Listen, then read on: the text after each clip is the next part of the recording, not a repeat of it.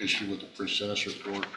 Of course, if Mr. Smith is prepared to prove that, then Okay, let's go through that. the necessity for me to go into that. All right, we'll go through that first. And it's my understanding, and we spoke earlier, kind of off the record, that the officer involved is unavailable, but that Mr. Smith has his body cam video footage from that date, and there's no objection to him putting that on as evidence in this hearing. Is that correct, Mr. Kimler? Yes, Your Honor, that's correct. My understanding is due to the exigencies of the officer being involved in the shooting, he's on administrative leave and is unavailable to testify. I therefore don't have any objection to the body cam being played in his absence. Thank you, Mr. Kimler. And just let me know when you're ready, Mr. Smith. And Ms. Lopez is here. Thank you, Ms. Lopez. And at the appropriate time, if you have anything to add as well, I'll give you an opportunity to do that.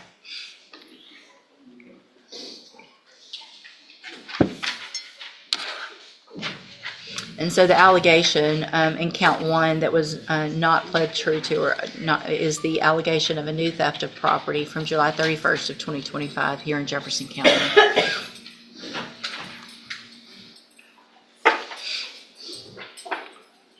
Or to count one. There is also the footage from the inside of the car where both are detained, where she actually speaks to the other defendant without the cops being there, and she talks about how she was here and you had told her not to do this anymore. But I think that first video kind of sums everything up. All right, any evidence with regard to count one before I make my finding? Evidence, Your Honor, is in testimony. And anything that could, I'm looking at this trying to figure out if that's a legal search. I mean, she appears to be detained, so it's not a Terry search. It's a warrantless search, obviously. She's not under arrest and being searched at the jail. they didn't search her. They said, if you have something, take it out. She took it out and she placed it on. They didn't even have to get to the search. I guess she could have refused and remained silent. But she didn't, and She so, followed the direction. And there's Yeah. no Miranda issue since she wasn't right. arguably in custody.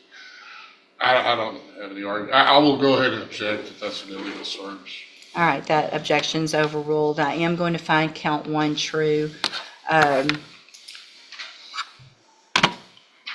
And so, let me see, I need to. Counts 2 and 3, she pled true to, so there's a finding of true. Count 2, again, everyone's had an opportunity to review that pre-sentence report. Mr. Kimler, you may make argument with regard to Yes, Your punishment. Honor. At this stage now that the state has offered evidence as to the new offense, and the court's found that to be true based on the evidence, I think that the recommendation comports with the state of the record.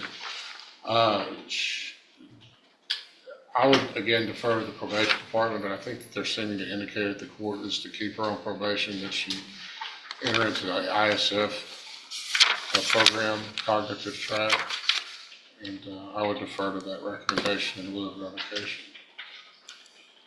Mr. Or proposal, I suppose. I don't know if it's an actual word. With the pending charge of this theft, she's not eligible to go to ISF. If I may, she's set on that today. I can resolve that today in this court. No, it's pending in felony court. It's here, Oh, it's is it here? mine. Okay. Because of the prior All right. thefts. All right, She's done with misdemeanor right. thefts. We could resolve that perhaps today, Your Honor, if the court. I mean, I'm, go ahead. The What- state, I feel like we have given her every possible chance to rehabilitate, and she has not taken that. We would ask that she be revoked and given, based on the number of thefts committed, that she be revoked and sent to the state jail for 2 years. Ms. Lopez, do you have anything else to add to your updated No, ma'am, I put report? everything in my recommendation. All right. Do you want to address the judge? Yes. I feel like I did, how can I say this? I feel like I can finish my probation off because of the simple fact, like, this is the longest I've ever been away from my kids besides when I did 8 months, but they was younger than me, and like I was younger, and like they understand what's going on. And I understand, and like me being away from my kids right now is really hard. Cause they be with my mama, and my mama had dementia. And she, Stop. Stop with everybody else. Because I'm not gonna make my decision today based on the fact that you have kids or based on the fact that your mom needs you, because you weren't thinking about that day. So don't put that on me, No, I'm that not. if I send you to prison, that I'm somehow gonna be hurting your kids or hurting your mom. You've done that.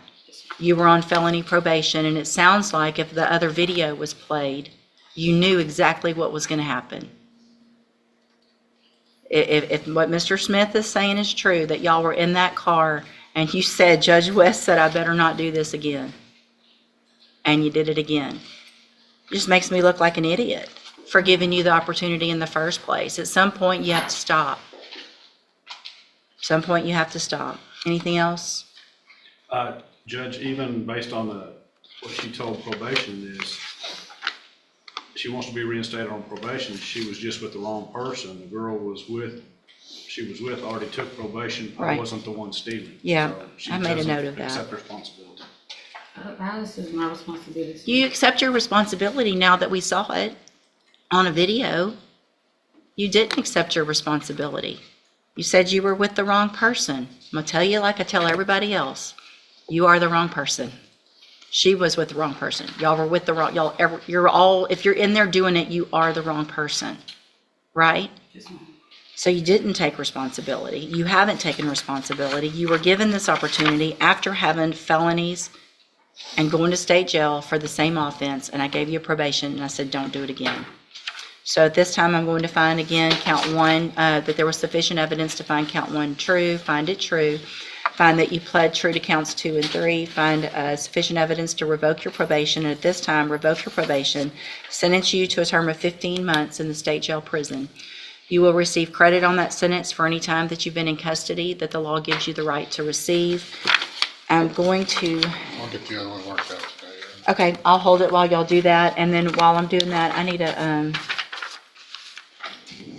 yeah, I'll hand you the trial court certification in just a minute after y'all do that on this case that shows this was not an agreement. You have some limited rights to appeal. If y'all want to go visit about the other one, I'll hold it.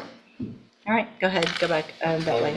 I know, I almost wish that we had done it just for, Because they gave her the wrong name and date of birth to the cops. She told them she was a juvenile. She was only 16. well, and you know what, now that you did that, I would, maybe I should have, because it might have been worth it. Her last was 8, so I figured, okay, what are we doing here? This is, an MTRP? Yes, ma'am. All right, are you Latrick Williams? And will your client waive the formal, oh, never mind. I just remembered what we were doing. All right, so it's cause number 24 DCCR 1791. Mr. Williams was on probation, on a deferred probation. Let me just go back so I can get everything correct on the record, for theft of a firearm, which is, everyone agrees at this point, a state jail felony. And the paperwork for the motion to revoke read third-degree felony, and we all just went with that. And I revoked Mr. Williams' probation. He was sentenced to TDC, and it has now come to our attention that that was obviously a mistake, and that we need to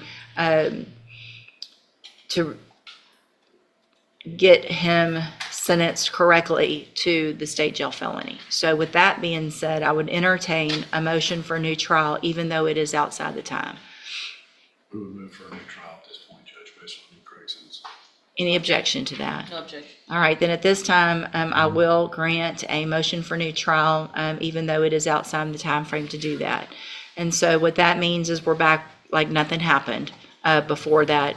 The case is still pending, you're on the probation, but it's like I did not revoke you. So we're kind of starting over at that point where we were just in October, okay? And it's my understanding that you guys have visited and come up with an agreement with regard to punishment for the state jail felony, correct? Yes, ma'am. And so I think for to make the record clean, let's go back through the motion itself, and I'm going to get pleas of true or not true. It looked like before it was 1 through 3 and then 5 and 6, and so I'll just read those that you pled true to already, okay?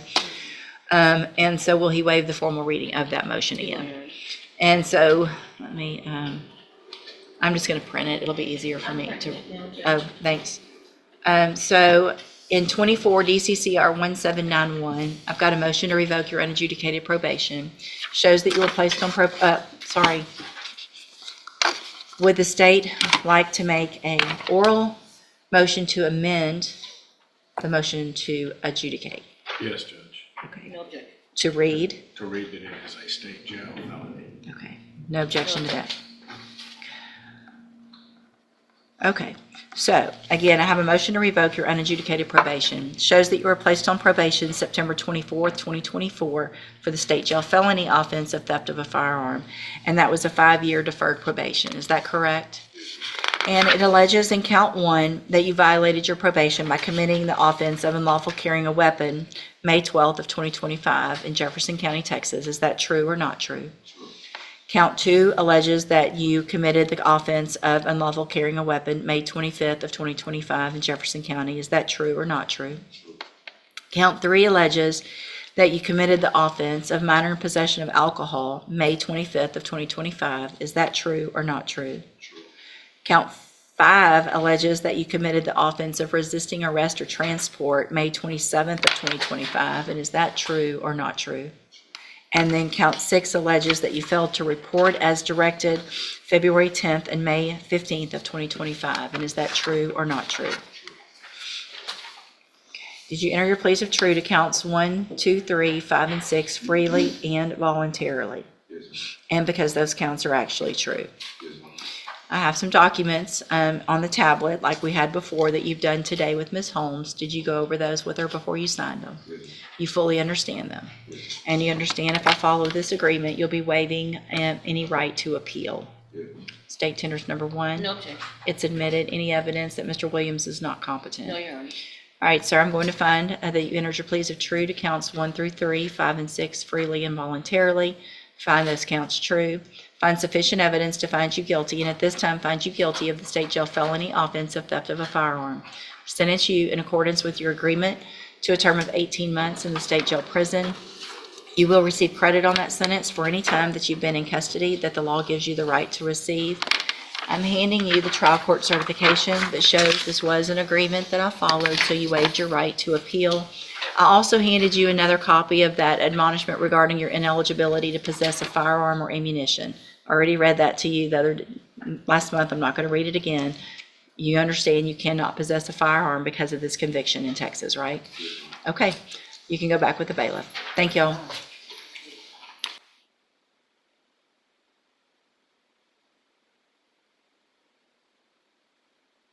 Again, you're Victavia Sanders. Yes, ma'am. And will your client waive the formal reading of the indictment? Sure, Your Honor. Ms. Sanders, in cause number 25, DCCR 1351, you're charged with the state jail felony offense of theft of property with previous convictions, and that is from July 31st of 2025. The indictment alleges you were previously convicted of theft November 13th of 2017, and then again April 15th of 2019. And how do you plead to that charge? Guilty. Are you pleading guilty freely and voluntarily? Yes, ma'am. And because you did what they charged you with? I have some documents here on the tablet. I guess it's coming.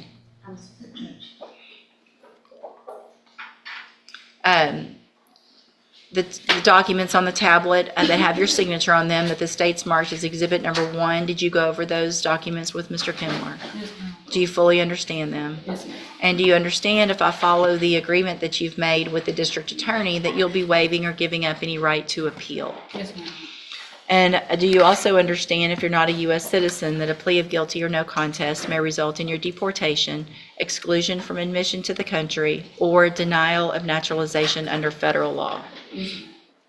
Why is it less than what I just Cost of did? back time, maybe, I think she has less back time in the new case. All right. So the back, so it lines up on the release date. It's Christmas. It's Christmas also. We'll go with that. State tenders number one, No objection. it's admitted. Is there any evidence that Ms. Sanders is not competent? There's none to my knowledge. Your Honor. All right, ma'am, I'm going to find that you entered your plea of guilty freely and voluntarily. Find those prior counts true. Find sufficient evidence at this time to find you guilty, and at this time find you guilty of theft with prior convictions. Sentence you in accordance with your agreement to a term of 12 months in the state jail prison. You will receive credit on that sentence for any time that you've been in custody that the law gives you the right to receive. And do you understand, if I follow the agreement that you've made with the district attorney, that you will be waiving or giving up any right to appeal? Answer out loud, please. And it looks like the agreement that you've reached is for a 2-year deferred probation. There would be a $300 fine. There would be a dismissal in misdemeanor cause number 25 CCCR 1654, and you would be required to follow all of the rules and conditions of probation. Is that your understanding? Do you also understand, if you're not a U.S. citizen, that a plea of guilty or no contest may result in your deportation, exclusion from admission to the country, or denial of naturalization under federal law? Speak up. Yes. State tenders number one, No objection. it's admitted. Is there any evidence that Mr. Willis is not competent? No, Your Honor. All right, sir, I'm going to find that you entered your plea of guilty freely and voluntarily. Find that you're mentally competent and you understand the nature and the consequences of your plea. Find sufficient evidence to find you guilty. However, I'm going to reset your case for sentencing so that the probation department can do a pre-sentence report. That'll give me more information about you and your case, and then we will come back later for sentencing. Ms. Malfino, what is the state's position with regard to bond? Judge, I have no objection to a PSI bond in this case. The court will recall that on October 21st of this year, this defendant was before you with respect to a bond. The complainant was also here. Just to be candid with the court, she has been very back and forth, so to speak, about her desire to prosecute or not a misdemeanor versus a felony. I spoke with her again a few times yesterday. This is what she asked me to do, is put him on the felony probation with the court to supervise him. I would ask that in the interim period that we go back to those bond conditions, or PSI bond conditions, whatever we need to call it, that were a no contact with the complainant, a GPS monitor, and the fact that you ordered him to reside with his mom in Iberia Parish at 726 Mergery Street. He's just been unable to post that $7,500 bond that you gave him that day, so he's been in custody this entire time. Okay, do you understand all of that? And you understand if I reduce your bond today, that those are all going to be conditions of your bond? I understand that Ms. Richards has gone back and forth, and you guys are going back and forth, but until sentencing and possibly beyond that, you're not to have any contact or communication with her. She can't give you permission. I think I went over all this probably at that hearing. She can't give you permission to violate my order, okay? She can't. So, and you're still planning on going and living with your mom in Iberia Parish, correct? So what I'm going to do, Mr. Willis, is reduce your bond at this time to $1,000. I am going to order pending sentencing, if you make that bond, that, and do you think you'll be able to make the $1,000 bond? Okay. So you're going to be ordered to get a GPS monitoring device. And so the bond is lower. You're not going to have to pay a lot to get out of jail, but you are going to have to pay for and keep a GPS monitoring device on until, at least until sentencing, just so I know you're doing the right thing between now and then, okay? We'll discuss it again at sentencing. And you're ordered to live in Iberia Parish with your mom and remain in Iberia Parish except coming back to Jefferson County for court, okay? Can I ask you something? Uh-huh. I have a son in Lake Charles. Would I be able to visit? Yes, you can go to Lake Charles if to visit your son. Okay. So whatever, do y'all have court orders or do y'all just go visit? Okay. So the main thing is that you're not back here and you're not having contact or communication with Colette Richards, okay? All right, we'll see you back at sentencing. You can go back with the bailiff. Good morning, are you Tyree Hartley? And Mr. Hartley, in cause number 25 DCCR 0842, you're charged with the first-degree felony offense of aggravated robbery, and that's from April 22nd of 2025. Your indictment alleges that you were previously convicted of harassment by a person in a correctional facility, a third-degree felony, August 5th of 2013. And after that was final, you were convicted of evading arrest or detention with the use of a vehicle, a third-degree felony, December 21st of 2022. And then again, an evading arrest or detention with a vehicle, November 13th of 2023. And what that means is that if you go to trial and you're found guilty, you would be considered a habitual offender, and your minimum punishment would be 25 years in prison up to 99 years or life. Do you understand? Answer out loud, please, for me. Thank you. And I have here on the tablet a plea bargain rejection that has your signature with Mr. Parker's that shows that the district attorney's office has made an offer, if you wanted to enter a plea of guilty, to waive that enhancement for habitual for a 20-year sentence in prison. You have every right to reject that. I just want to make sure you understand what the possible consequences are if you go to trial, what your options are if you wanted to plead guilty. And do you understand all of that? And do you want to reject that offer and go to trial? And is there any reason to believe that that offer would change? No, Judge, it would go up substantially. So I want to make sure you understand, I don't want to accept that offer after today either, okay? And so if you change your mind, you can plea open to the court or to something else, but it won't be to that, all right? So I will put your case on the trial docket. Mr. Parker's been appointed to represent you. He's one of the attorneys who handles a lot of cases for me as a court-appointed attorney. With your permission, I can release him and appoint another attorney today who could begin preparation for trial a little quicker. Is that okay with you? All right, so Mr. Parker, you're released. We will appoint someone today. They should be out to see you very soon to begin preparation for trial, okay? You can go back with the bailiff. All right, everybody, I have to take, This is basically a misdemeanor offense, but due to the nature of it, it's TDC. good morning, are you Adrian Banks? And Mr. Rojas, will your client waive the formal reading of the indictment? He will, Your Honor.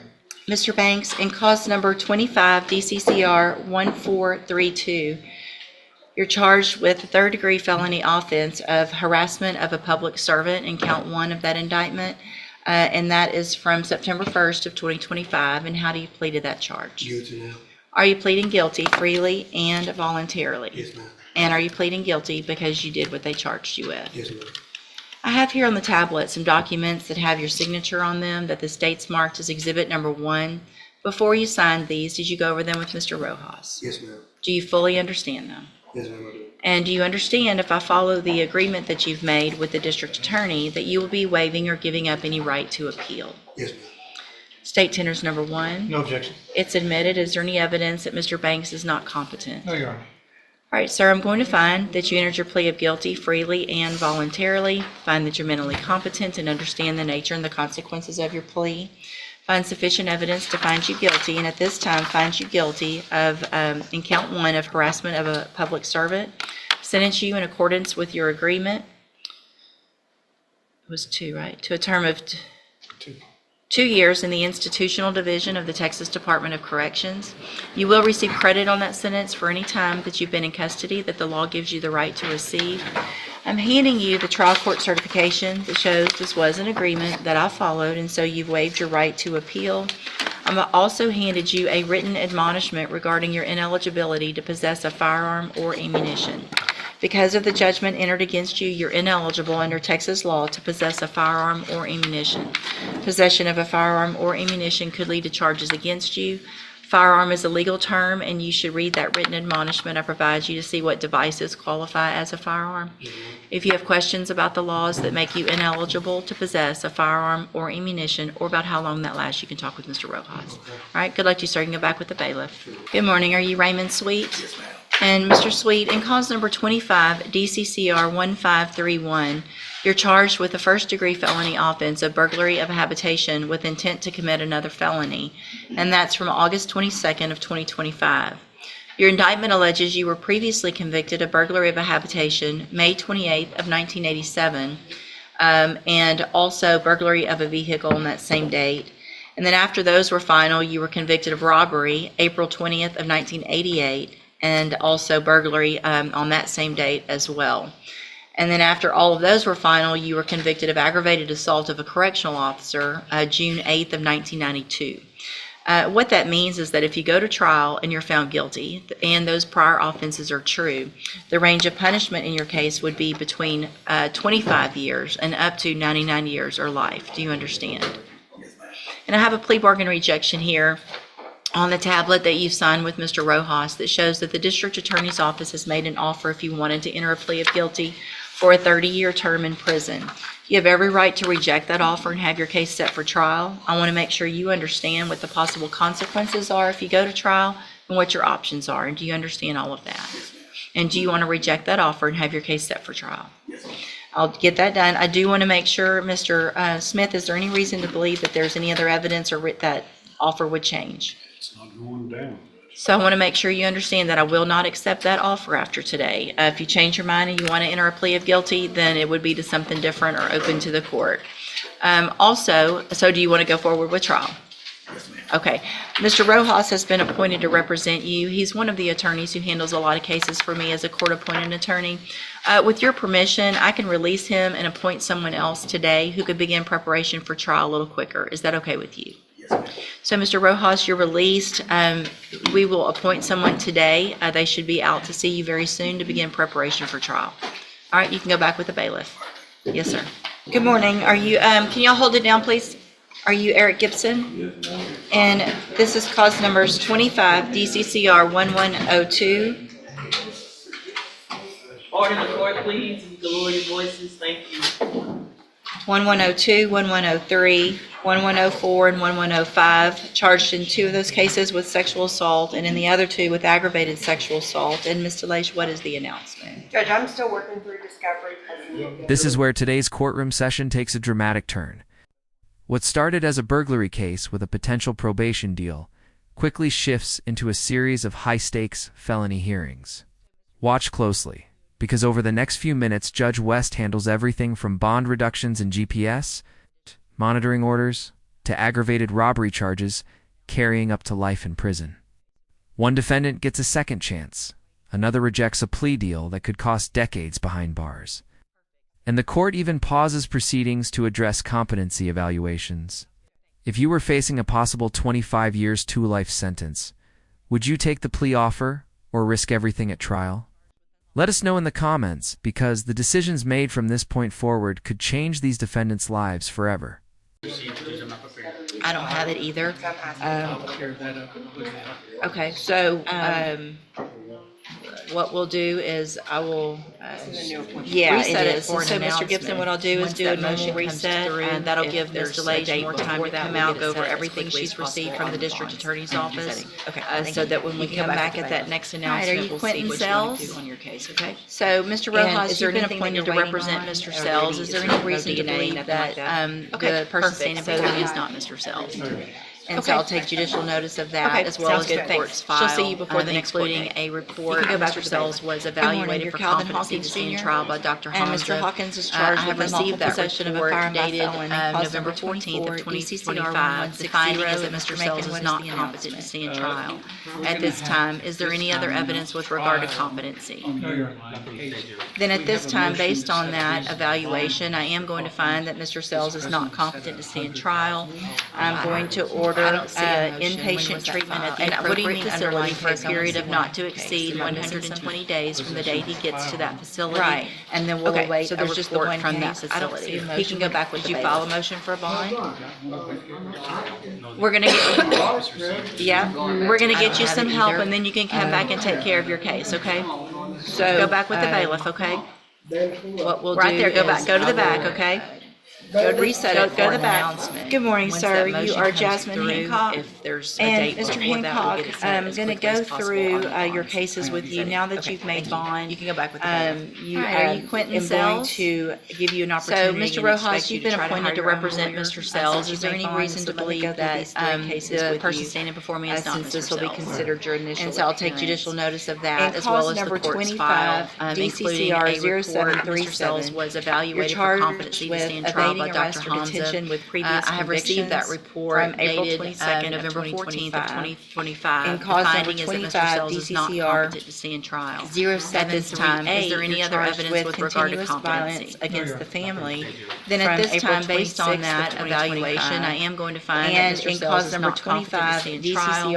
I'm going to order inpatient treatment at the appropriate facility for a period of not to exceed 120 days from the date he gets to that facility. And then we'll await a report from that facility. He can go back with the bailiff. We're gonna get you, we're gonna get you some help, and then you can come back and take care of your case, okay? April, and then go back with the bailiff, okay? From August. Right there, go to the back, okay? Go to the back.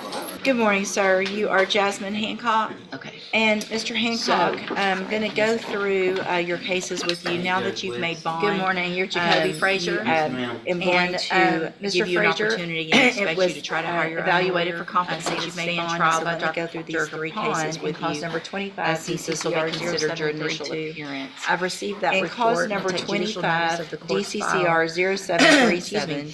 You're That charged report is dated with November evading 3rd of arrest or detention 2025. with The previous finding is convictions that Mr. from Frazier April is 22nd competent of to stand trial. 2025. And is there And any cause other number evidence with 25, regard to DCCR competency? 0738, All right, then at this time, I you're will make charged the with finding that Mr. continuous Frazier's violence competent against to the stand trial, family, and then from April do you need some time to 26th get of out and visit with 2025. him with that. And in cause number 25, DCCR 1233, you're charged with evading arrest or detention with previous convictions from August 5th of Okay, 2025. if y'all want to attempt that, So were you I out can on hold bond it. and If they you got wanna try to go arrested through again? it today, then we can take all that into consideration and see if we can get there. Yes, ma'am. Okay.